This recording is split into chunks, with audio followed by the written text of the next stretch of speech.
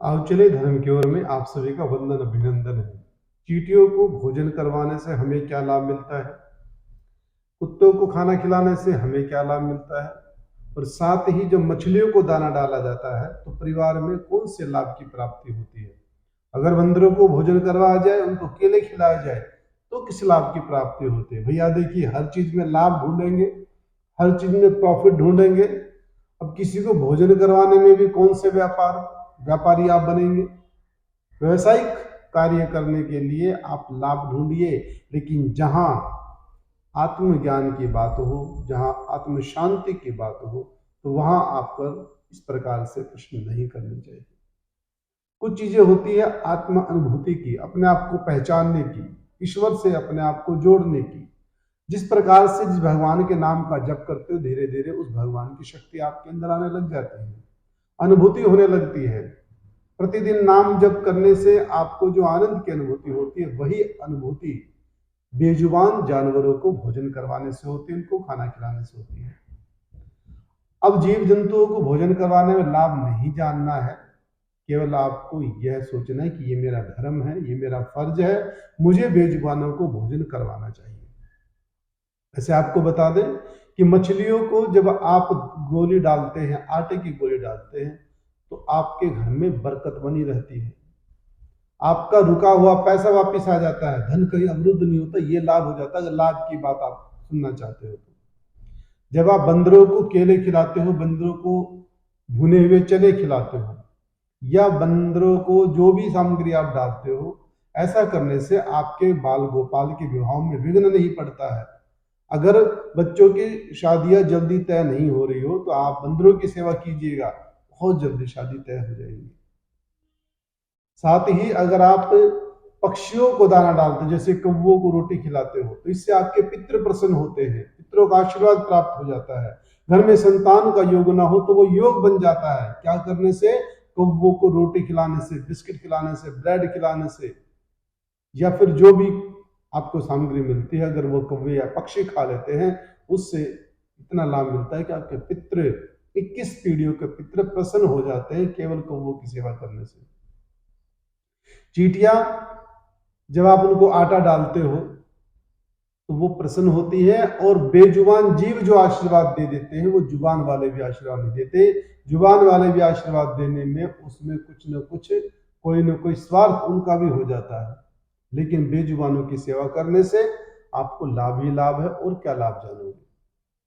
अच्छा, आप ये बताइएगा, कमेंट्स बॉक्स में बताइएगा, या जैसे भी आपको, या मन मन में ही बताइएगा, अपने आप से प्रश्न कीजिए, अपने आप जवाब दीजिएगा उसका।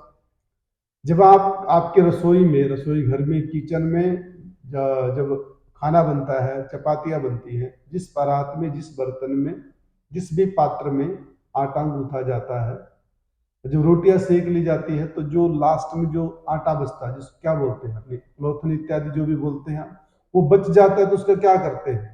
कनस्तर में दोबारा से डाल देते हैं। ऐसा नहीं करना चाहिए। बचे हुए आटे का प्रयोग चींटियों का पेट भरने में करना चाहिए। वह आटा आपका नहीं है, वो उसमें आ गया था, बचा हुआ जीव जंतु को डालना चाहिए। किसी पेड़ की जड़ में डाल दीजिए, पीपल की, बरगद की, कहीं भी किसी बड़े पेड़ की, वृक्ष की जड़ में डाल दीजिएगा। वहां पे चींटियां आएंगी, उसको खाएंगी, उनकी तृप्ति होगी, और आपकी मनोकामनाओं की पूर्ति हो जाएगी।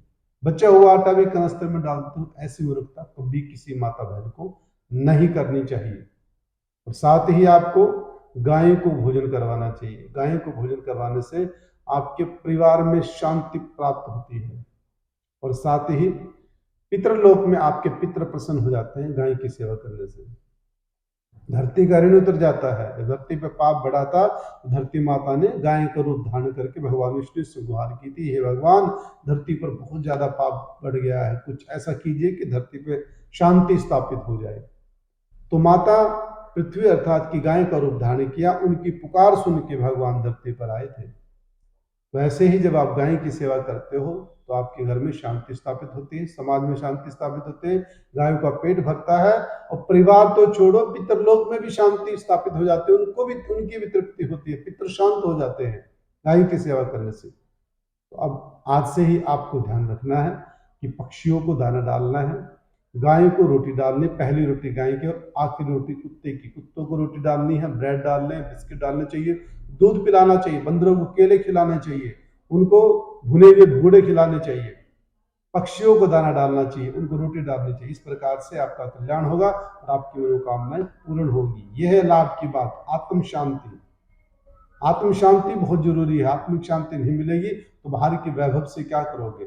जो व्यक्ति के जीवन में दुख आता है तो कहते हैं कि पैसा नहीं, शांति चाहिए, शांति, केवल शांति। ये सब कार्य तो करना ही करना है और एक साथ में सबसे जरूरी काम वो यह है कि नाम जप किया करो, भगवान के नाम का कीर्तन किया करो, जप किया करो। राधा राधा राधा, राम राम राम, शिव शिव शिव, जो भी आपके इष्ट है उनके नाम का जप ज्यादा से ज्यादा भाई बंधु किया करो।